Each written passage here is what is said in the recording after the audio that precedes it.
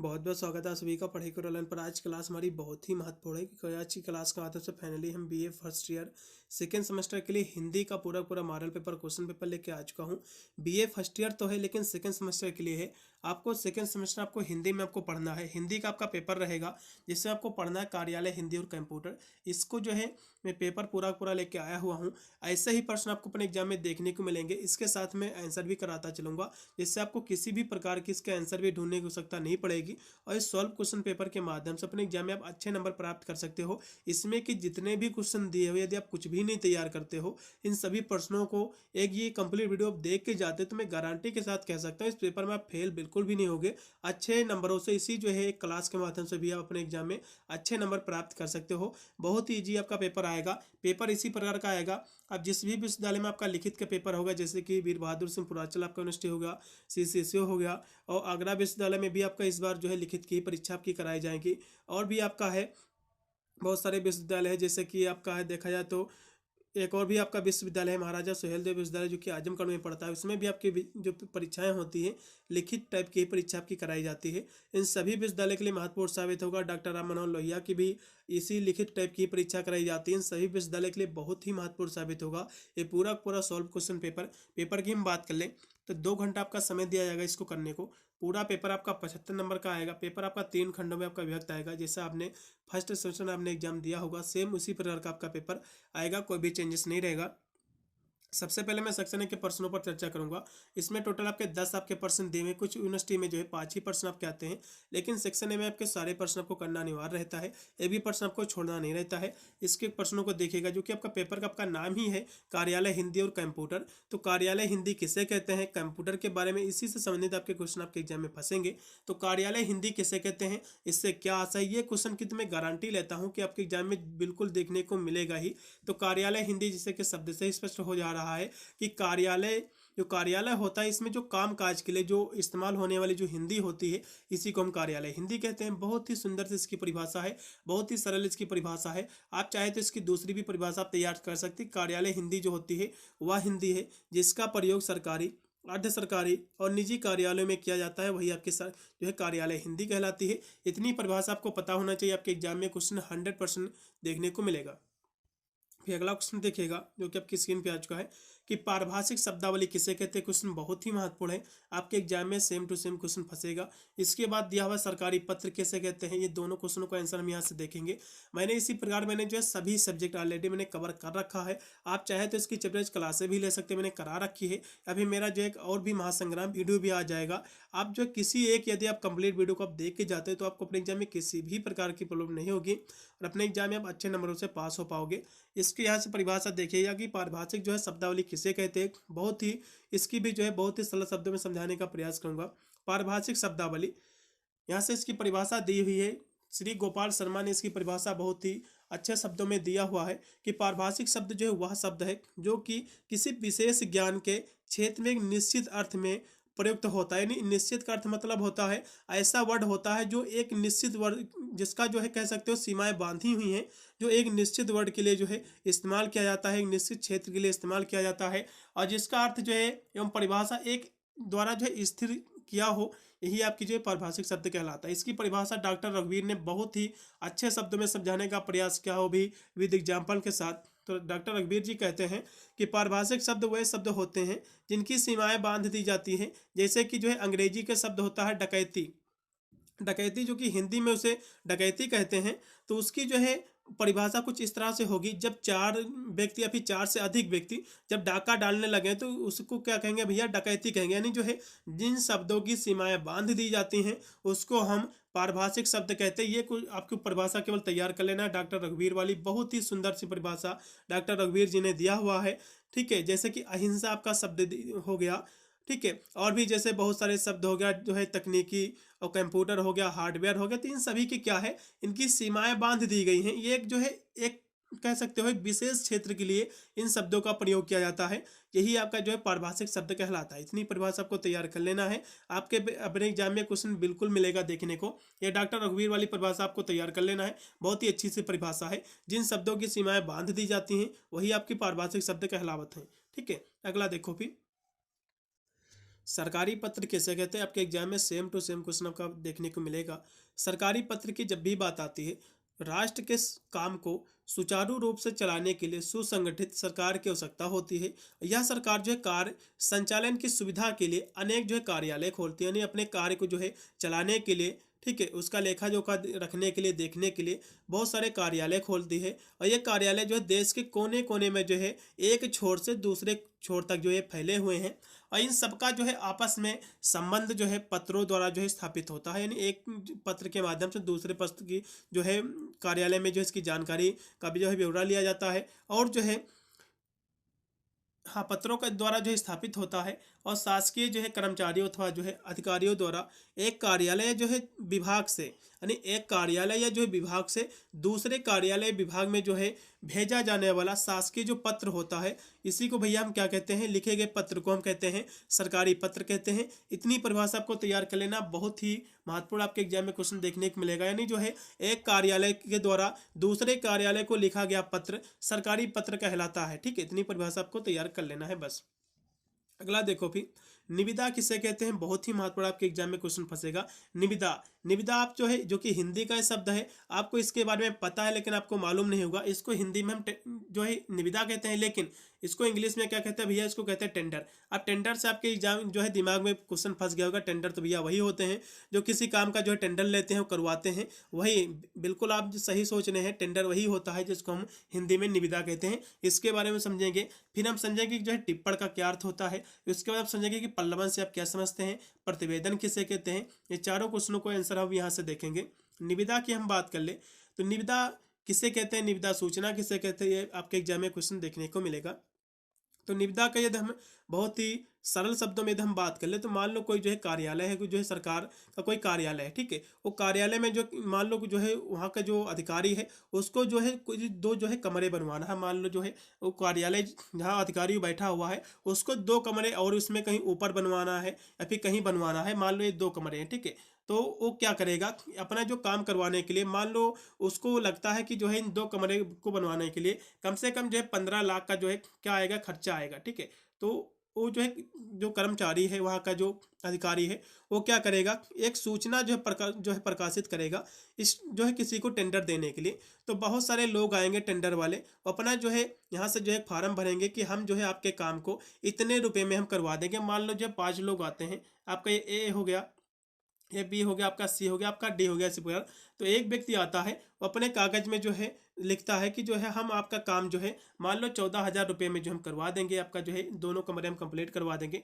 फिर एक दूसरा व्यक्ति आता है, वो जो है क्योंकि उसी के सामने नहीं बताता है बल्कि उस कागज के माध्यम से, उस पत्र के माध्यम से उस पर सारी चीज़ें लिखता है। फिर वहाँ पर जो पत्र जहाँ जमा होते हैं कार्यालय में, वहाँ पर भी जमा करता है। तो दूसरा व्यक्ति कहता है, यानी जो है अपने पत्र में लिखता है कि हम जो इस काम को 13 जो है लाख में करवा देंगे। फिर चौथा भी यानी तीसरा व्यक्ति भी आता है, कहता नहीं, हम जो है अपने पत्र में लिखता है हम जो है 12 जो है 12.5 लाख में जो है इसको हम कंप्लीट करवा देंगे।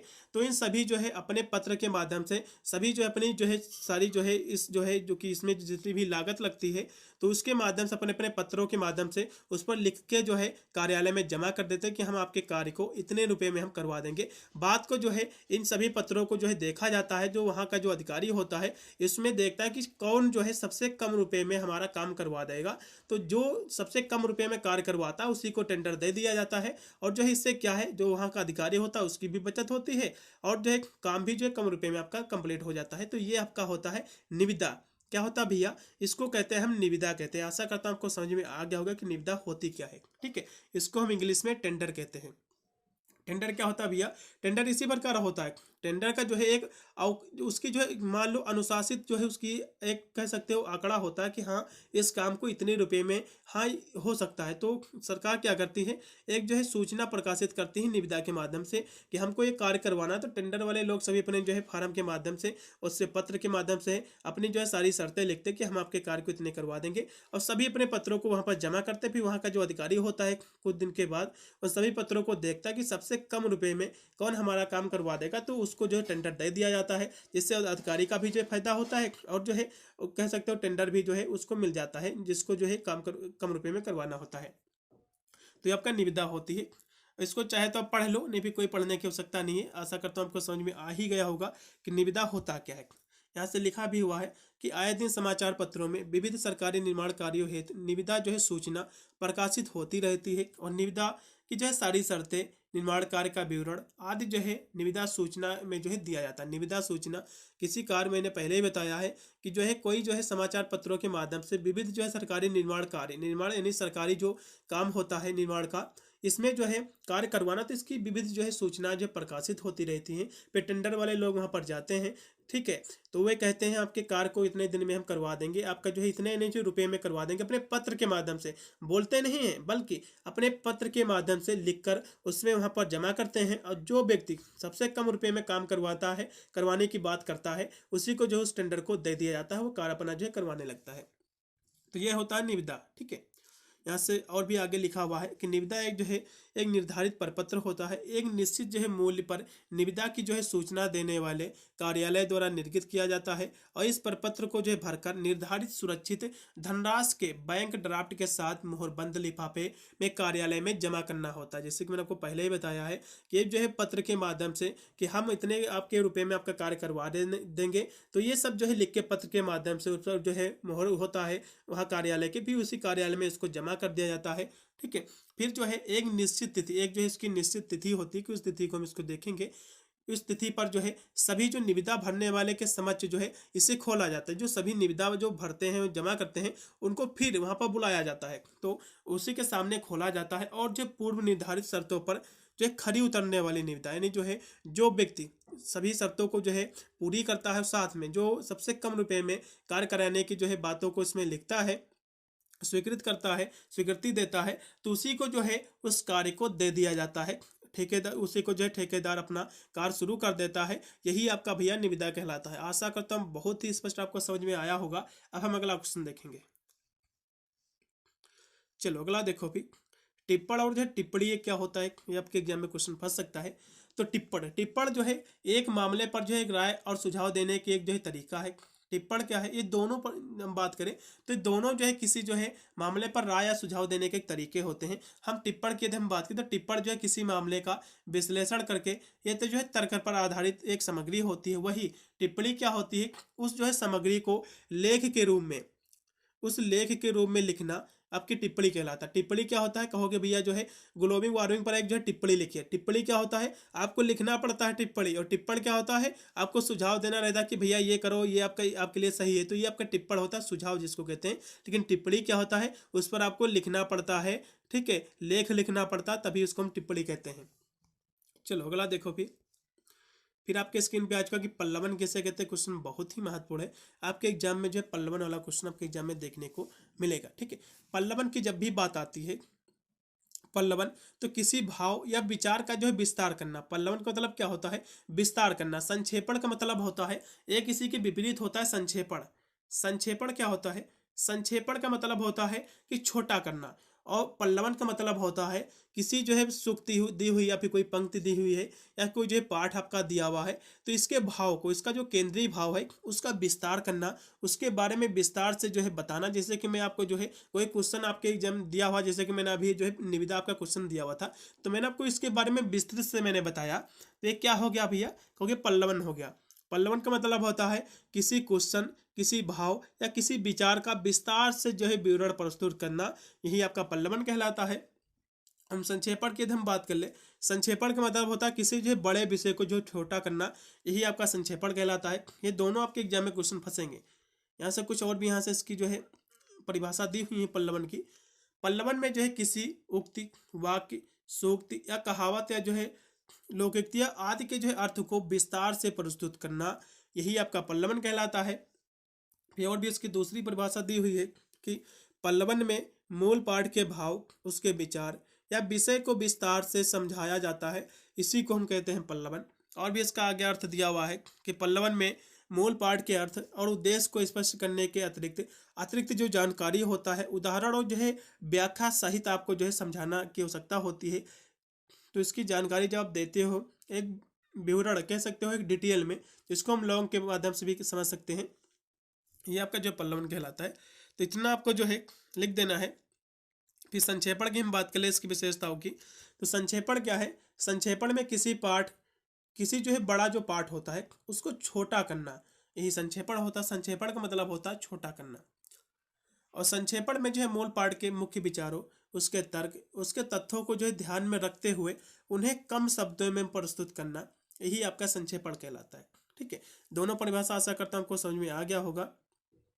फिर हम अगला क्वेश्चन देखेंगे कि प्रतिवेदन जो है किसे कहते हैं। आपके एग्जाम में सेम टू सेम एक क्वेश्चन आपके एग्जाम में फंसेगा। प्रतिवेदन, प्रतिवेदन को जो हम रिपोर्ट भी कहते हैं। ठीक है, प्रतिवेदन क्या है, या तो क्वेश्चन एग्जाम में फंसेगा कि प्रतिवेदन किसे कहते हैं, या फिर पूछेगा कि रिपोर्ट किसे कहता है, किसे कहते हैं रिपोर्ट,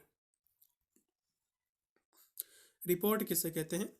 तो प्रतिवेदन की हम बात कर ले तो जो है भूत अथवा जो है वर्तमान की विशेष घटनाएं ने जो है, कोई आपके जो है जीवन में पहले कोई घटना हो गई है, ठीक है, अभी कुछ हाल ही में कुछ पहले जो बीत गई है, या फिर अभी हाल ही में कोई दुर्घटना हुई है, कोई घटना घटित हुई है, उसके बारे में प्रमुख कार्य, उसके जो विषय के बारे में प्रमुख कार्यों में क्रमबद्ध और संक्षिप्त विवरण को प्रतिवेदन कहते हैं। और दूसरे शब्दों में हम बात करें तो वह जो है लिखित सामग्री जो किसी घटना, कार्य योजना, समारोह आदि के बारे में प्रत्यक्ष देखकर, प्रत्यक्ष देख मतलब होता आंखों देखे देखकर छानबीन करके तैयार की गई जो जानकारी होती है, उसी को क्या कहते हैं भैया, उसी को कहते हैं प्रतिवेदन। और प्रतिवेदन को हम इंग्लिश में जो है रिपोर्ट भी कहते हैं। इतनी परिभाषा आपको तैयार कर लेना है, क्वेश्चन बहुत ही महत्वपूर्ण है। प्रतिवेदन जो है आंखों देखा, छानबीन करके जो स्पष्ट जो जानकारी होती प्रत्यक्ष देखकर, इसी को हम जो है प्रतिवेदन कहते हैं। प्रतिवेदन के प्रकार भी एग्जाम में देखने को मिल सकते हैं। तो प्रतिवेदन के 3 प्रकार होते हैं। एक होते हैं व्यक्तिगत जो है प्रतिवेदन, दूसरा होता है संगठनात्मक जो है प्रतिवेदन, तीसरा होता है आपका विवरणात्मक जो है प्रतिवेदन। तो इसके 3 प्रकार होते हैं। व्यक्तिगत हम प्रतिवेदन की हम बात करें तो इस प्रतिवेदन में जो है व्यक्ति अपने जीवन से संबंधित और फिर विद्यार्थी जीवन पर प्रतिवेदन जो है लिख सकता है। और जो संगठनात्मक की हम बात कर ले तो इसमें जो है प्रतिवेदन आपका जो है संगठनात्मक प्रतिवेदन में किसी जो है सभा, कोई संगठन जो होता है उसमें कोई सभा होती है, उसमें कोई बैठक होती है, फिर जो है संस्था आदि जो इसमें जो विवरण होता है ये भी जो है दिया जाता है इसमें संगठन के माध्यम से। फिर आपका है विवरणात्मक जो है प्रतिवेदन, इसमें जो है डिटेल आपका जो इसमें होता है प्रतिवेदन जो होता है, इसमें क्या है आपने कहीं पर यात्रा करने गए, कोई मेला घूमने गए, कोई रैली में गए, तो उसके दौरान जो विवरण आप तैयार किया जाता है, ठीक है, डिटेल जो तैयार किया जाता है, इसी को जो है प्रतिवेदन लिखने वाले को यही बड़ी सच्चाई से विषय का उचित जो है विवरण देना पड़ता है। तो इसी को जो है विवरणात्मक जो है प्रतिवेदन कहते हैं। तो इतने इसके प्रकार थे जो कि आपके एग्जाम में देखने को मिलेंगे। फिर अगला क्वेश्चन देखिएगा कि कंप्यूटर का फुल फॉर्म लिखिएगा। फिर आपका है वेबसाइट का जो है अर्थ क्या होता है। फिर आपका है हिंदी भाषा के विभिन्न जो है फॉन्ट का उल्लेख कीजिए। क्वेश्चन भी जो है काफ़ी महत्वपूर्ण है। चलिएगा, सबसे पहले कंप्यूटर का जो फुल फॉर्म क्या होता है, तो इसका फुल फॉर्म होता है common operating machine purposely use for technological and educational research. इसका जो है कंप्यूटर का फुल फॉर्म होता है। इतना आपको लिख देना है। इसका हिंदी में जो होता है विशेष रूप से जो है तकनीकी शैक्षिक अनुसंधान के लिए इस्तेमाल की जाने मशीन, इसको हिंदी में कहते हैं। इतना आपको लिख देना है। फिर कंप्यूटर की कुछ विशेषता आपके एग्जाम में देखने को मिल सकती है जो कि मैं आपको कराता चलूँगा। तो कंप्यूटर की बहुत सारी विशेषता होती है, जैसे कि एक गति, इसकी जो स्पीड होती है, कंप्यूटर बहुत ही जो है तेज़ी से डेटा को जो है प्रोसेस कर सकता है। और इसमें सटीकता, ये भी इसकी दूसरी विशेषता है। कंप्यूटर बहुत ही जो सटीक रूप से काम करता है और इसमें जो है 100% कोई भी जो है गलती नहीं होती, त्रुटि जो है मुक्त गणना करता है। मुक्त का मतलब होता है फ्री, त्रुटि फ्री गणना कर सकता है। और इसमें परिश्रम, ये भी इसकी विशेषता है। तो परिश्रम का मतलब होता है ये कि कंप्यूटर जो है थकाया जो है त्रुटियों के बिना जो है लंबे समय तक काम कर सकता है। व्यक्ति क्या है कुछ समय के बाद थक जाता है काम को करने में, लेकिन कंप्यूटर को बिना थके काम को करता रहता है लंबे समय तक। फिर आपका है बहुमुखी जो है प्रतिभा, ये जो है कंप्यूटर को विभिन्न प्रकार के कार्यों के लिए अनुकूलित जो है किया जा सकता है। फिर आपका स्वचालिता, यानी कंप्यूटर जो है कई काम जो है बिना इंसान के देखभाल के भी जो है कर सकता है। और बड़ी स्टोरेज क्षमता, ये भी इसकी विशेषता है। तो कंप्यूटर में जो है डेटा को काफ़ी जो है कम जगह में इलेक्ट्रॉनिक रूप से जो है संग्रहित किया जा सकता है। तो सभी इसकी विशेषता थी जो कि आपको अपने एग्जाम में देखने को मिल सकती है। थोड़ा सा आपको बताने का प्रयास करूँगा कि आपके जो है मैंने इसी प्रकार के सभी इसके जो है मॉडल पेपर मैंने ऑलरेडी सॉल्व कर रखा है। और जो है करीब करीब में जो है इसकी चैप्टर्स क्लासें भी करा रखी हैं, जिसमें आपके जो ऑब्जेक्टिव जो आपके पेपर होते हैं उसकी मैंने चैप्टर्स क्लासें दे रखी है और साथ में सब्जेक्टिव भी मैंने कराया है। और इसमें एक आपको पेपर पढ़ना रहता है कंपलसरी का, जिसको हम कहते हैं को कोर्स कहते हैं। इसमें आपको पढ़ना है फर्स्ट एड एंड हेल्थ। ठीक है, इसकी क्लासें मैंने चैप्टर्स करा रखी हैं, बहुत सारे विषय के पेपर भी मैंने सॉल्व कर रखा है। आज जाकर वो भी क्लास आपको ज्वाइन कर लेना है और साथ में चैनल को हमारे जरूर सब्सक्राइब कर लेना, क्योंकि मैं इस टाइम पर BSc के 8 सेमेस्टर की एग्जाम की तैयारी कराता हूँ, जिसकी वजह से अपने एग्जाम में आप अच्छे नंबर प्राप्त कर सकते हो। अब अगला क्वेश्चन देखिएगा कि जो है वेबसाइट किसे कहते हैं, वेब पेज किसे कहते हैं, हम देखेंगे। तो वेब पेज सबसे पहले देखेंगे कि वेब पेज किसे कहते हैं। वेब पेज जो होता है इसमें एक पेज होता है। वेब पेज क्या है, इसमें एक पेज होता है, जबकि जो वेबसाइट होता है इसमें कई पेजों का संग्रह होता है, एक चेन होती है। अब वेबसाइट जो है आमतौर पर जो है किसी विषय या उद्देश्य पर आधारित होती है, जैसे कि समाचार, शिक्षा, व्यवसाय, मनोरंजन या जो है सामाजिक नेटवर्किंग। जैसे कि आपने देखा होगा वेबसाइट भी, जैसे कि आज तक हो गया, ABP हो गया, इन सभी की वेबसाइट भी जो है गूगल पे अवेलेबल है, आप कोई भी लेख पढ़ सकते हैं। विकीपीडिया हो गया, ठीक है, ये सभी जो है वेबसाइटें हैं। ठीक है, और बहुत सारे जैसे कि मेडिकल लाइन की भी वेबसाइटें हैं, इस तरह की जो है वेबसाइटें उपलब्ध हैं। अब वेब पेज, अब वेबसाइट में क्या अंतर होता है, इसके बीच में अंतर की हम बात कर लें तो वेब पेज जो है एक दस्तावेज इसमें होता है, जबकि वेबसाइट में जो है कई सारे इसमें दस्तावेजों का संग्रह होता है। और वेब पेज को जो है देखने के लिए उसका जो है विशिष्ट वेब पेज URL जो है जानना जरूरी होता है, जबकि वेबसाइट तक पहुंचने के लिए उसमें जो है डोमेन जो होता है URL का इस्तेमाल होता है। ठीक है, हिंदी भाषा के विभिन्न फंड का उल्लेख कीजिए। आपके एग्जाम में क्वेश्चन देखने को मिल सकता है।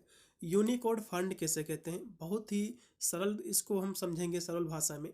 यूनिकोड जो फंड होता है ये कुछ और नहीं बल्कि आप जो कंप्यूटर में जो टाइपिंग करते हैं उसी वही आपका जो है यूनिकोड आपका फंड होता है। मान लो कोई आपने जो है कोई पत्र आपने जो है हिंदी, जो कि आपकी जो है हिंदी के बहुत सारे इसके फंड होते हैं, जैसे कि विंडोज 7 हो गया हिंदी का, कोकिला हो गया, देवनागरी लिपि हो गया, तो ये सभी जो है हिंदी के बहुत सारे पॉपुलर जो कि फंड हैं। ठीक है, मान लो कोई जो है आपने हिंदी में कोई चीज़ जो है आपने लिखा, देवनागरी लिपि में कोई आपने जो है एक पत्र लिखा और उसको जो है किसी फॉरेन जो है यानी किसी दूसरे कंट्री आपने उसको भेज दिया, क्योंकि वहाँ के व्यक्ति उसको हिंदी के बारे में नहीं जानता है, उसको जब खोलता है तो उसको कुछ भी नहीं समझ में आएगा। तो क्या करेगा जो है, फिर वो जो है एक जो है फंड का उपयोग करेगा, यूनिकोड फंड का, अपने जो है जो कि यूनिकोड एक फंड होता है उसमें जब इस खोलेगा उसको, तो उसमें क्या होता है, मान लो आप जो गूगल ट्रांसलेट आप जो करते हो वो भी जो है एक यूनिकोड फंड का ही एक जो है उसका भाग है। बहुत ही सरल शब्द में समझो, मान लो कोई जो है आपके वहाँ पर जो फॉरेन में आपके जो पत्र गया हिंदी में, तो वहाँ का व्यक्ति जो है उसको क्या करेगा, यूनिकोड जो है फंड का उपयोग करके उस लैंग्वेज को अपनी जो कि वहाँ की जो लैंग्वेज जो जानता है उसमें उसको जो है क्या करेगा, उसका ट्रांसलेट करेगा, तो उसको जो है पढ़ लेगा फिर आसानी से। तो यही आपका जो है यूनिकोड आपका फंड कहलाता है। यानी जो है मान लो कोई आपकी जो है लैंग्वेज जो नहीं पता, जो कि गूगल पर आप सब कुछ अवेलेबल हो गया है, ये गूगल पर भी अवेलेबल है, जो कि गूगल ट्रांसलेट जब से आ गया है, आप किसी भी भाषा का आप आसानी से जो है उसका दूसरी लैंग्वेज अनुवाद करके आप पढ़ सकते हो। यही आपका यूनिकोड आपका फंड होता है। आशा करता हूँ आपको समझ में आ गया होगा, क्योंकि जो है सभी भाषाएं जो कि पहले पढ़ना काफ़ी मुश्किल होता था, अब कोई भी चीज़ आपने उठा लो, कोई अखबार ही उठा लो, क्योंकि उर्दू में आपका हो, ठीक है, मान लो आपको उर्दू नहीं आती है, उसका गूगल में फट से उसका आप जो है फोटो खींचो और तुरंत ही ट्रांसलेट वाले पे आप क्लिक कीजिए, उसका हिंदी में ट्रांसलेट कर लो, आसानी से पढ़ सकते हो। तो ये जो है कैसे संभव हो पाया है, तो ये जो है एक कंप्यूटर एक सॉफ्टवेयर है जिसको हम यूनिकोड कहते हैं। इसके माध्यम से आप किसी भी भाषा में लिखा गया पत्र, किसी भी भाषा में लिखा गया समाचार पत्र, इसको जब आसानी से जिस भाषा का आपको ज्ञान है उस भाषा में आप उसको कन्वर्ट करके आप आसानी से उसको जो पढ़ सकते हैं, यही आपका यूनिकोड फंड कहलाता है। आशा करता हूँ आपको समझ में आ गया होगा कि यूनिकोड जो फंड होता क्या है। यहाँ से लिखा भी हुआ है कि वे फंड जो यूनिकोड मानक के अनुसार होते हैं तथा कंप्यूटर के जो है चालन तंत्र के जो है स्क्रिप्ट इंजन का प्रयोग करके टेक्स्ट प्रदर्शित करते हैं, यूनिकोड कहलाते हैं। इतनी आपको परिभाषा लिख देना है। और हिंदी के बहुत सारे जो है इसके फंड होते हैं, जैसे कि विंडोज 7 हिंदी के जो है फंड है, अराजकता हो गया, कोकिला, उत्साह, देवनागरी, ये सभी जो है हिंदी के ये फंड हैं। तो इस तरह से आपको लिख देना है। ऐसा करता हूँ आपको समझ में आ गया होगा कि जो है हिंदी फंड होता क्या है, यानी यूनिकोड क्या होता है। अब देखो अगला क्वेश्चन भी यहाँ से सेक्शन आपका बी आपका स्टार्ट हो गया। इसके हम प्रश्नों की बात करें तो इसमें टोटल आपके 5 से 7 आपके प्रश्न आएंगे, जो कि केवल आपको जो है इसमें से केवल 4 से 5 ही प्रश्न को करना पड़ेगा। इसमें 3 प्रश्न आपको जो है 2 से या 3 प्रश्न आपको एक्स्ट्रा आपको मिलेंगे, काफ़ी जो है इसमें आपकी मदद भी हो जाती है। तो इसका पहला क्वेश्चन देखिएगा, कार्यालय हिंदी के जो है स्वरूप को स्पष्ट कीजिए, और यह जो है साहित्यिक हिंदी से किस प्रकार ये भिन्न है, ये भी आपको बताना है। तो इसके बारे में सबसे पहले समझेंगे। कार्यालय हिंदी की जब भी बात आती है तो ये जो है जो कि कार्यालय हिंदी जो क्या होती है इसके बारे में आपको मैंने पहले ही बताया है कि कार्यालय हिंदी वह हिंदी है जो कि सरकारी, अर्ध सरकारी और निजी कार्यालयों में इसका इस्तेमाल किया जाता है, उपयोग किया जाता है। यही आपकी कार्यालय हिंदी होती है।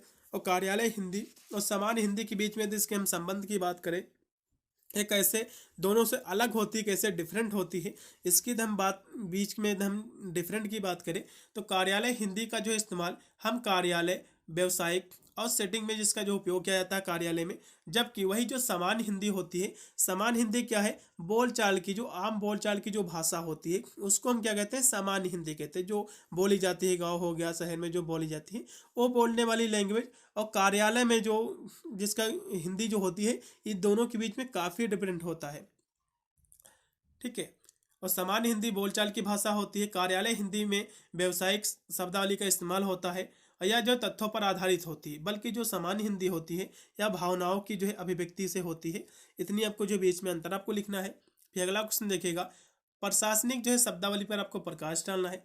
प्रेस विज्ञप्ति किसे कहते हैं, इससे क्या आशय है। संक्षेपण किसे कहते हैं, संक्षेपण का मतलब होता है छोटा करना, किसी पाठ या किसी सामग्री या किसी भाषण को छोटे शब्दों में कहे जाना, उसका सार प्रस्तुत करना संक्षेपण कहलाता है। पल्लवन से का सिद्धांत पर प्रकाश डालते हुए इसके उदाहरण भी जो है दीजिए। काफी महत्वपूर्ण क्वेश्चन सारे के सारे हैं। प्रशासनिक शब्दावली की हम बात करें, जो कि जो है पारिभाषिक शब्दावली मैंने आपको पहले समझाया था आपके सेक्शन ए में। जो है पारिभाषिक शब्दावली क्या है, जिन शब्दों की सीमाएं बांध दी जाती हैं पारिभाषिक शब्द कहलाती है। जैसे कि डकैती शब्द है, जब 4 या 4 से अधिक व्यक्ति जब डाका डालने जाएंगे तो उसको हम डकैती कहेंगे। उसके लिए और कोई शब्द है ही नहीं, डकैती ही शब्द उसके लिए उपयुक्त है, यानी जिसका एक विशेष अर्थ में प्रयोग होता हो, ऐसा वर्ड हो, ऐसा शब्द हो, उसी को हम कहते हैं, क्या कहते हैं, पारिभाषिक शब्दावली कहते हैं। जैसे कि अहिंसा हो गया, आपका हार्डवेयर हो गया, कंप्यूटर हो गया, तो ये सब जो एक विशेष क्षेत्र में इसका जो प्रयोग होता है। तो यहाँ से प्रशासनिक शब्दावली दिया हुआ है, ये जो है प्रशासन और जो है सरकार से जुड़े शब्दों का एक समूह होता है। इन शब्दों का इस्तेमाल आमतौर पर सरकारी विभागों के दस्तावेज में होता है, और प्रशासनिक शब्दावली में जो है विशेष शब्द अवधारणा जो है इसमें शामिल होती हैं। तो इस तरह से आपको लिख देना है। फिर अगला देखिएगा क्वेश्चन कि प्रेस जो है विज्ञप्ति किसे कहते हैं। क्वेश्चन काफी महत्वपूर्ण है। प्रेस विज्ञप्ति की जब भी बात आती है तो किसी जो है महत्वपूर्ण घटना या जो है घोषणा के बारे में जानकारी देना, मतलब कोई जो है मान लो कोई जो है कहीं पर भाषण हो रहा है तो न्यूज़ चैनल वालों का क्या होता है, न्यूज़ चैनल जो मीडिया वाले होते हैं उनका यही काम होता है कि उसका जो है कवरेज करना उस जो है न्यूज़ को, और जो है जन जन तक पहुंचाना, ने जो है लोगों तक उस जानकारी का पहुंचाना, जिससे जो है उनको जो है इन जानकारी के बारे में पता चल सके। यही आपका जो है प्रेस विज्ञप्ति कहलाता है। इतनी परिभाषा आपको रट लेना है।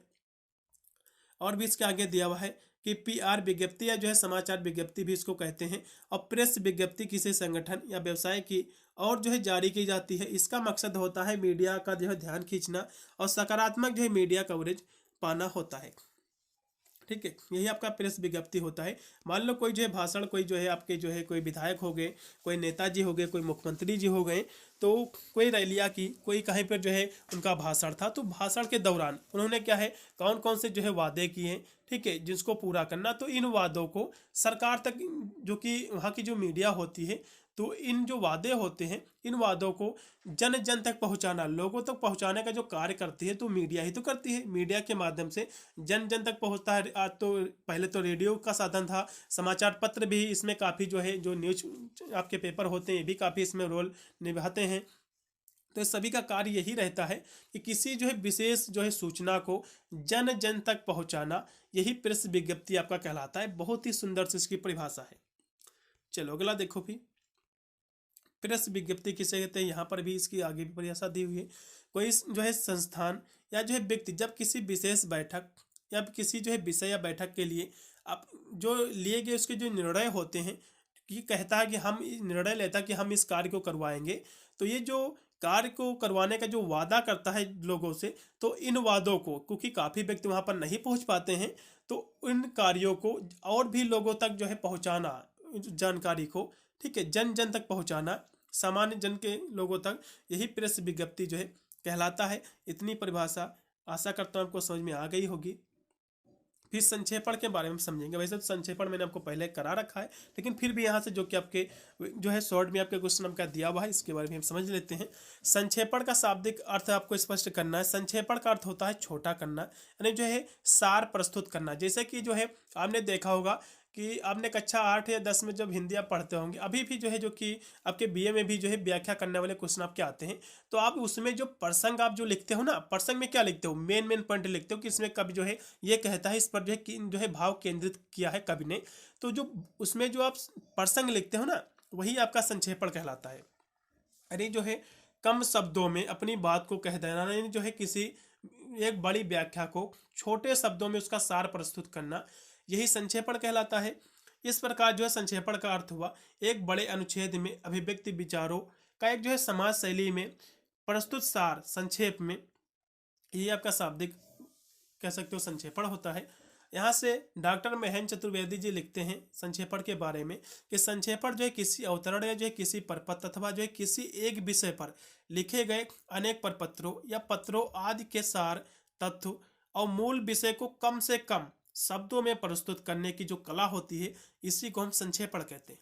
ठीक है, इतनी परिभाषा आपको तैयार कर लेना है। चलो अगला देखो फिर कि पल्लवन कैसे कहते हैं। पल्लवन मैंने आपको पहले बता रखा था, संक्षेपण का जस्ट उल्टा होता है। पल्लवन का मतलब होता है किसी जो है विषय के बारे में विस्तार से बताना, यही आपका जो है क्या कहलाता है भैया, पल्लवन कहलाता है। ये जो है संक्षेपण से के विपरीत होता, उल्टा होता जस्ट, यानी जो है किसी भाव, विचार या विषय को विस्तार से समझाने की जो प्रक्रिया होती है, इसी को हम पल्लवन कहते हैं। और इसे जो है भाव विस्तारण और भाव जो है पल्लवन भी कहते हैं। और जो है पल्लवन इस रूप में जो है पल्लवन का रूप जो है गद्यात्मक होता है, और पल्लवन का जो विलोम होता है संक्षेपण होता है, क्योंकि पल्लवन जो होता है किसी भाव का विस्तार करना होता है, और पल्लवन का मतलब होता है उसके सार को छोटा करना होता है। पल्लवन के यहाँ से एक विशेषता भी दी हुई है कि पल्लवन जो है किसी उक्ति, किसी वाक्य, किसी जो है कोई आपकी सूक्ति दी हुई है, कोई कहावत आपकी है, तो इन सभी के अर्थों को विस्तार से समझाना, जिससे व्यक्ति को समझ में आए, काफी विस्तार उदाहरण देख के समझाना, यही क्या कहलाता है भैया, कहोगे पल्लवन कहलाता है। इतनी परिभाषा आपको रट लेना है। फिर देखो अगला क्वेश्चन कि जो है कंप्यूटर के विकास क्रम को स्पष्ट कीजिए। काफी क्वेश्चन महत्वपूर्ण। ईमेल की महत्ता पर प्रकाश डालिए। सोशल मीडिया के सामाजिक प्रभाव क्या है, इसके जो है सकारात्मक प्रभाव होते हैं, नकारात्मक भी प्रभाव होते हैं, तो दोनों के बारे में समझेंगे।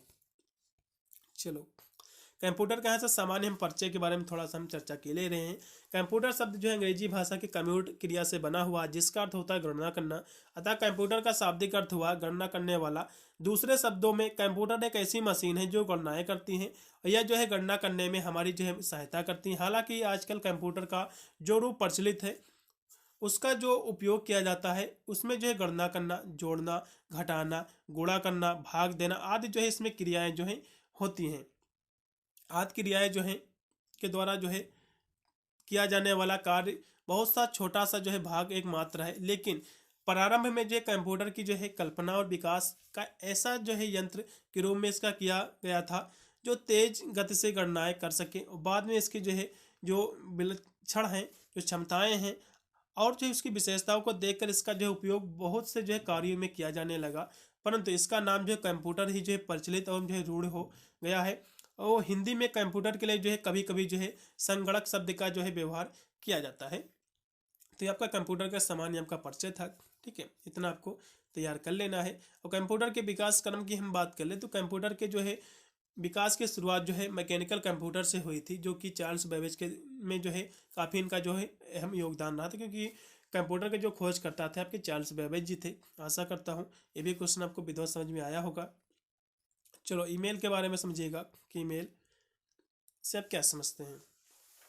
ईमेल की जब भी बात आती है तो ईमेल क्या है, देखो जब दो या दो से अधिक एक दूसरे से जुड़े कंप्यूटर द्वारा एक दूसरे की सूचनाओं को ग्रहण करना, भेजना, यह क्या होता है, ईमेल कहलाता है। यानी एक कंप्यूटर से दूसरे कंप्यूटर में भेजना, अभी जो है एक कंप्यूटर से दूसरे कंप्यूटर में उस मेल को प्राप्त करना, यही जो है मेल कहलाता है। और आजकल जो है ईमेल का प्रचलन बहुत ही अधिक बढ़ गया है।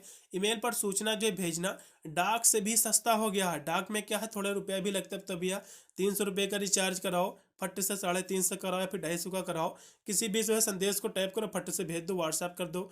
ये जो है बहुत ही सस्ता हो गया है। डाक वाला तो भैया कितना भी स्पीड पोस्ट आप करके आओ, स्पीड पोस्ट आप कराओ, फिर भी 1 से 2 दिन लग जाता है। लेकिन इसमें क्या है, फट से मेल भेजो, 1 सेकंड नहीं लगता है, फट से मेल पहुंच गया वहां पर।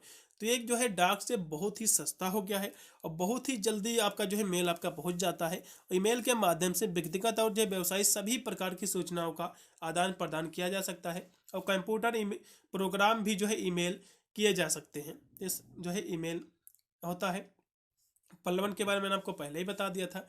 अब यहाँ से देखेंगे सोशल मीडिया के सामाजिक प्रभाव के हम बारे में समझेंगे। तो सोशल मीडिया के जो है प्रभाव जो होते हैं सकारात्मक भी होते हैं और जो है नकारात्मक भी इसके प्रभाव होते हैं। सकारात्मक प्रभाव की हम बात करें तो सोशल मीडिया से जो है लोग दुनिया भर के लोगों से जो है जुड़ते हैं। सोशल मीडिया क्या है, आजकल क्या है, आपने देखा होगा इंटर आपने किया, आपने बीए किया, तो जो है आपके सभी जो साथी हैं, मित्र जो हैं बिछड़ गए, मतलब जो इतनी बात नहीं हो पाती है। लेकिन सोशल मीडिया का ऐसा प्लेटफॉर्म हो गया जिनसे उनके आप फोटो देख सकते हो, उनकी एक्टिविटी जो होती है, उनकी जो क्रियाएं होती हैं उनको आप देखते हो, ठीक है, उनके माध्यम से आप उनसे बात भी कर सकते हो। तो ये सारी चीज़ें जो संभव हो पाई हैं ये किसके माध्यम से हो पाई हैं, सोशल मीडिया के माध्यम से। और इससे जो है लोगों को जो है एक समस्या एक घटनाओं के बारे में जानकारी भी मिलती है। इसका मतलब यह होता है, समस्या एक घटना का मतलब यह होता है, पहले क्या था, पहले जब मोबाइल नहीं उपलब्ध था, सोशल मीडिया नहीं था, तो मान लो कोई जो है आपके दूर कोई रिश्तेदार है जो कि जिसकी जो है मृत्यु हो जाती है, तो आपको पता ही नहीं चल पाता था इतनी दूर से कौन संदेश लेके आता। जब आपको भी उनके जब जाना होता था उनके यहाँ तो कहते थे भैया वो फलाने नहीं दिखे, तो कहोगे भैया उनकी तो मृत्यु हो गई। तो पहले ये होता था। आज क्या है, कहीं पर मृत्यु हो जाती है आपके रिश्तेदार वगैरह में तो तुरंत ही फोन अट जाता कि भैया की उनकी जो है दादा की मृत्यु हो गई। तो ये सब जो संभव हो पाया है ये सब सोशल मीडिया के माध्यम से संभव हो पाया है। और जो है लोग अपने जो है रचनात्मक काम जो है साझा कर सकते हैं। और सोशल मीडिया से जो है लोगों को जो समर्थन और प्रोत्साहित भी जो है प्रोत्साहन भी मिलता है। सोशल मीडिया के माध्यम से प्रोत्साहन इसलिए मिलता है, आपने देखा होगा बहुत सारे यूट्यूबर काफ़ी इससे अर्निंग करते हैं, काफ़ी जो है अवार्ड भी जीते हैं। तो ये सारे ही जो है इसमें प्रोत्साहन मिलता है। और सोशल मीडिया से जो है लोग नई चीज़ें जो है सीख सकते हैं। सोशल मीडिया जो है इससे आप अच्छी चीज़ें भी सीख सकते हो और गंदी चीज़ें आपकी कैसी संगति है सबको सोशल मीडिया पर अवेलेबल है। और सोशल मीडिया से जो है जागरूकता भी जो है फैलाई जा सकती है। और सोशल मीडिया पर फेक न्यूज़ भी होती है, आपने देखा भी होगा। तो इससे जागरूकता फैलती है। जागरूकता का मतलब ये होता है, कोई मान लो जो है आपने समझ लो एक मोदी जी का भाषण ही समझ लो, जागरूकता फैलती है, मतलब लोगों तक जो है सूचनाओं का आदान प्रदान होता है, मतलब सूचनाएं पहुंचती हैं। मोदी जी ने कहा कि हम जो है जन जो है घर घर जो है नल की यानी जो है पानी की व्यवस्था करेंगे। तो लोगों तक ये कार्य हो भी रहा है, हो भी चुका है। तो जो है लोगों तक जो जन जन तक इसकी सूचना जब पहुंचती है वो जो है मीडिया के माध्यम से पहुंचती है, टीवी चैनल के माध्यम से पहुंचती है। ये सब जो संभव हो पाया है किसके माध्यम से, सोशल मीडिया के माध्यम से। और सोशल मीडिया से जो है समर्थन जुटाया जा सकता है और सोशल मीडिया से जो है कार्यक्रम आयोजित जो है किया जा सकते हैं। इसके हम नकारात्मक प्रभाव की बात कर ले तो सोशल मीडिया से एक जो है मानसिक स्वास्थ्य समस्याएं होती है। सोशल मीडिया एक प्रकार की लत है। मैं दूसरे की बात नहीं कर रहा हूँ, अपनी ही बात कर रहा हूँ। सोशल मीडिया आने वाले समय में यदि इसको एक बार बीमारी ना घोषित कर दिया जाए तो कहना एक बार, सोशल मीडिया आने वाले समय में एक बीमारी की तरह इसको देखा जाएगा। इसकी लत बहुत ही खराब होती है। मान लो आप जो है स्टूडेंट है वो, ठीक है, आप जो है कोई जो है आपका कल पेपर लगा हुआ है, आप बाय द वे आप इंस्टाग्राम पर आप पहुंच जाते हो, आपने एक रील आपने सरका दी, तो आपकी ऐसी दिमाग को कंट्रोल करके रखती है इंस्टाग्राम कि आप जो है रील सरकाते जाओगे, एक आई रील उससे फिर दूसरी अच्छी है आई, तो देखते देखते आपका घंटों बीत जाएगा, आपको पता ही नहीं चलेगा। ये होती है लत एक प्रकार की, सोशल मीडिया की बहुत ही खराब लत होती है, ठीक है। और जो है सोशल मीडिया से अवसाद और चिंता भी जो हो सकती है। सोशल मीडिया से आत्मसम्मान भी कम हो सकता है। आत्मसम्मान इसलिए कम हो सकता है क्योंकि सोशल मीडिया में कुछ नकारात्मक भी आपके जो है दिखाए जाते हैं। और जो है सोशल मीडिया से सामाजिक अलगाव भी होता है। सोशल मीडिया से बहुत ज़्यादा जो है समय बिताने की जो है आदत भी लग सकती है। बिल्कुल, सोशल मीडिया पर आप जो एक्टिव रहते हैं तो आपकी एक आदत बन जाती है, आप जरूर इस पर हर बार एक्टिव रहोगे। यदि आपका रिचार्ज खत्म हो गया तो आपका मन नहीं लगेगा कि भैया रिचार्ज करवाओ, एक भी दिन गुजरना काफ़ी मुश्किल हो जाता है लोगों का। ये एक प्रकार की आदत है, अब आपकी जो है हैबिट बन गई है। ये एक प्रकार की कुछ दिन में बीमारी के रूप में भी जो इसको देखा जाएगा। चलो अगला देखो, जो कि आपका है यहाँ से सेक्शन सी की हम बात करें, जो कि इसमें आपका दिया हुआ है। इसमें टोटल आपके 2 प्रश्न आपके आएंगे, जो कि दोनों प्रश्न आपको करना पड़ेगा। 2 प्रश्न आपको करना है, सॉरी इसमें 4 आपके प्रश्न आएंगे, 4 आपके प्रश्न आएंगे, जिसमें से केवल आपको 2 ही प्रश्न आपको करना पड़ेगा। ठीक है, चलो इसका पहला क्वेश्चन देखो, प्रेस विज्ञप्ति क्या होता है? इसको मैंने पहले ही बताया था, किसी सूचना को जन जन तक पहुंचाना प्रेस विज्ञप्ति कहलाता है। न्यूज रिपोर्टर क्या होते हैं? न्यूज रिपोर्टर का काम यह होता है उस जो है मेन सूचनाओं को कवरेज करना और जन जन तक पहुंचाना, चाहे वो टीवी चैनल के माध्यम से हो, चाहे जो है समाचार पत्रों के माध्यम से हो, तो यही आपका प्रेस विज्ञप्ति कहलाता है। इसके उद्देश्य क्या है? इसका स्वरूप का सविस्तार प्रकाश डालना है। फिर आपका है दूसरा क्वेश्चन, समाचार पत्र का आशय स्पष्ट करते हुए इसके प्रकारों पर भी आपको जो है प्रकाश डालना, काफी महत्वपूर्ण क्वेश्चन है। चलो प्रेस विज्ञप्ति देखो, कोई संस्थान या जो है व्यक्ति जब किसी विषय पर बैठक में जो है कोई जब बैठक करता है, कोई व्यक्ति या फिर जो है कोई नेता, तो उसमें जो है वो नेता या फिर जो व्यक्ति निर्णय लेता है कि आपको ये काम करवाना है, ये काम करेंगे, तो ये जो निर्णय लेता है व्यक्ति, तो जो मीडिया होती है इन निर्णयों को जन जन तक पहुंचाना, यही आपका जो है प्रेस विज्ञप्ति कहलाता है। इतनी परिभाषा आपको लिख देना है। चलो आगे भी इसकी यहाँ से लिखा हुआ इसके बारे में। प्रेस विज्ञप्ति जो होता है यह सरकारी आलेख का एक महत्वपूर्ण प्रकार है। जब सरकार ने के जो है किसी विभाग द्वारा अपने निर्णय को जो है विस्तार से जनता के बीच जो है प्रसारित करना होता है, तो इसके लिए विभाग सूचना के आलेख को तैयार कर जो है पत्र प्रकाशन संस्थान के जो है संपादक को जो है पत्र में प्रकाशित करने के लिए संप्रेषित कर देता है, और प्रकाशन जो है संस्थान के द्वारा इस लेख का जो है प्रकाशन हूबहू बिना किसी संशोधन के जो है प्रकाशित किया जाता है। इस जो है आलेख को जो है प्रेस विज्ञप्ति कहते हैं। प्रेस विज्ञप्ति जो है भाषण तो है ही, साथ में कोई जो है सूचना देना होता है, चाहे सरकार की हो फिर किसी कार्यालय के, जो तो न्यूज में जो है सूचना छप जाती है। ठीक है, यही प्रेस विज्ञप्ति होता है। मान लो कोई जो है व्यक्ति खो गया है, तो उसके बारे में न्यूज चैनल को आप सूचना दे दो, तो आपके जो है छाप देते कि न्यूज ये व्यक्ति खो गया है, तो किसी को उसकी जानकारी मिले तो इस नंबर पर जो है फलाना नंबर पर कांटेक्ट कीजिए।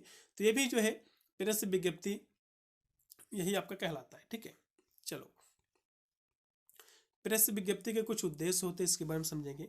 प्रेस विज्ञप्ति के जो उद्देश्य होते हैं, यानी किसी खास खबर या घटना को बढ़ावा देना होता है, उसके बारे में उसका प्रचार करना होता है, जिससे वो व्यक्ति घटना के बारे में सभी व्यक्तियों को जानकारी हो सके। और जो किसी खास मुद्दे पर जो ध्यान जो आकर्षित करना भी इसका उद्देश्य रहता है। किसी कार्यक्रम को बढ़ावा देना, आधिकारिक बयान जारी करना, घोषणा करना, समाचार कवरेज को बढ़ावा देना, जनता को जो स्पष्ट, संक्षिप्त और नियंत्रित खबरों से जो है खबर देना, ये सभी चीजें इसके उद्देश्य होते हैं। अगला क्वेश्चन भी आप कहा कि पत्राचार किसे कहते हैं? क्वेश्चन बहुत ही महत्वपूर्ण है। पत्राचार की जब भी बात आती है तो किसी व्यक्ति या संस्था से पत्र लिखना या आने वाला जो पत्रों का जो जवाब देना होता है, इसी को हम पत्राचार कहते हैं। जो है कोई संस्था से, किसी जो है कार्यालय से कोई जो है पत्र आया, तो उसका जो है आप क्या करोगे, उसका आप जवाब ही तो देते हो लेटर के माध्यम से। तो उसका आप जब जवाब देते हो तो इन दोनों के बीच में जो जवाबदेही होता है, इसी को हम पत्राचार कहते हैं। क्या कहते हैं? पत्राचार कहते हैं। और यह जो है सूचनाओं के जो है आदान प्रदान का एक तरीका होता है। सूचनाओं के ये क्या है? आदान प्रदान का एक तरीका होता है। और पत्राचार के जरिए विचारों, भावनाओं का जो है आदान प्रदान किया जा सकता है। और पत्राचार के हम प्रकारों की बात कर ले तो इसमें जो व्यक्तिगत पत्राचार हो गया, जो कि एक व्यक्ति से दूसरे व्यक्ति को लिखा जाने वाला पत्र व्यक्तिगत जो पत्राचार कहलाता है। कार्यालय पत्राचार हो गया। कार्यालय पत्राचार की हम बात करें तो एक कार्यालय से दूसरे कार्यालय को लिखा जाने वाला पत्र कार्यालय पत्राचार कहलाता है। और व्यवसायिक पत्राचार, एक व्यवसाय के जो है दूसरे व्यवसाय को जो कोई पत्र लिखता है किसी जानकारी के बारे में, किसी को जो है विशेष उसकी जानकारी के बारे में सूचना लेने के लिए, ठीक है, तो आपका व्यवसायिक पत्राचार हो जाएगा। सरकारी जो है पत्राचार होता है। ठीक है, तो ये जो है अपने ऊपर जो बड़े सरकारी को पत्र कोई लिखते हैं, तो ये सब जो है क्या है भैया, ये सब जो है सूचनाओं का आदान प्रदान इसमें होता है। ये पत्राचार कहलाता है। बिक्री पत्राचार, ये सभी इसके प्रकार हैं। और पत्राचार के जो है जरिए होने वाले फायदों की हम बात करें तो पत्राचार से जो है दूर दूर के लोगों के बीच जो है संबंध बनते हैं और भावनाओं और विचारों का जो है आदान प्रदान होता है। और दो लोगों के बीच जो है आत्मीयता जो है ये भी बढ़ती है। तो सभी इसके फायदे थे। अब हमारे लास्ट में 2 क्वेश्चन और भी बचे, इनको भी हम देखेंगे कि प्रारूपण का जो है अर्थ क्या है और इसका सामान्य परिचय, इसके लेखन पद्धति को आपको स्पष्ट करना है, और जो हिंदी भाषा में कंप्यूटर प्रौद्योगिकी पर आपको प्रकाश डालना है। ये दोनों क्वेश्चनों को हम देखेंगे। यदि आप मेरा ये कंप्लीट वीडियो देख के जाते हो तो मैं गारंटी के साथ कह सकता हूँ आपको अपने एग्जाम में किसी भी प्रकार की प्रॉब्लम नहीं होगी। आप कम से कम 75 का आपका पेपर आएगा, आपका 60 से 65 नंबर इसी पेपर से क्लियर हो जाएगा। चलो देखिएगा, प्रारूपण किसे कहते हैं।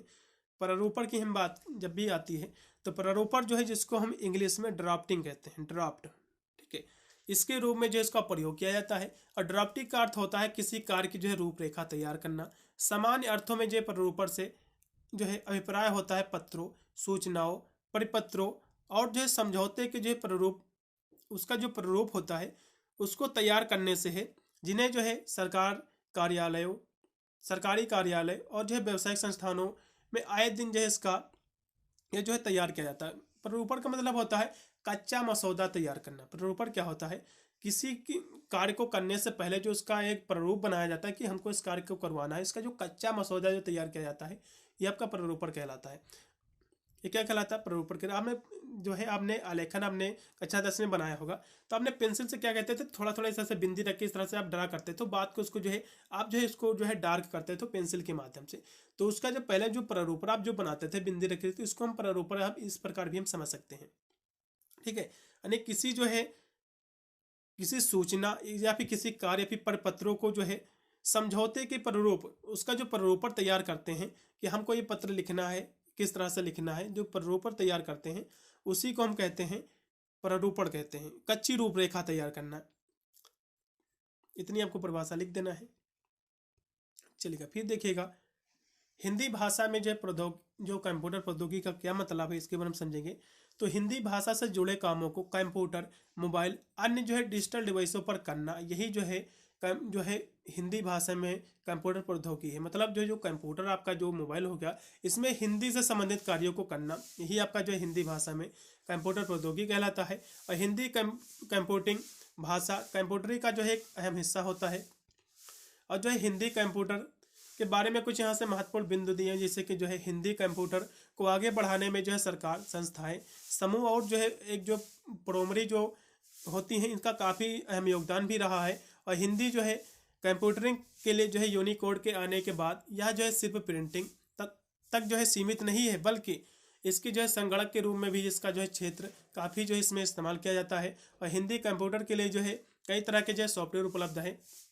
और हिंदी में जो है कंप्यूटर का इस्तेमाल बढ़ाने के लिए जो है सरकारी और जो है निजी स्तर पर कई सारे जो है प्रयास किए जा रहे हैं। और हिंदी में जो है कंप्यूटर का इस्तेमाल बढ़ाने के लिए हिंदी के प्रचार प्रसार में जो है मदद मिलती है। आपने देखा होगा कोई चीज़ जो है इंग्लिश में लिखी हुई, उर्दू में लिखी हुई है, तो गूगल ट्रांसलेट करते तो हिंदी का ऑप्शन आ जाता कि नहीं आ जाता, चुपचाप हिंदी में ट्रांसलेट कर लो। तो ये सारी चीज़ें जो संभव हो पाई है ये जो है कंप्यूटर प्रौद्योगिकी के माध्यम से ही संभव हो पाई है, जो कि हिंदी का इससे प्रचार प्रसार भी हुआ है, जो जन जन तक लोगों को जो है हिंदी के बारे में जो है जानकारी भी जो है पहुँची है, ठीक है भाई। इतने ही आपके क्वेश्चन थे। आशा करता हूँ आपको काफ़ी सेशन अच्छा लगा होगा। कैसा सेशन लगा क्या कमेंट के माध्यम से बताइएगा। मिलता हूँ वीडियो के लिए, तब तक सभी को thank you for watching this video.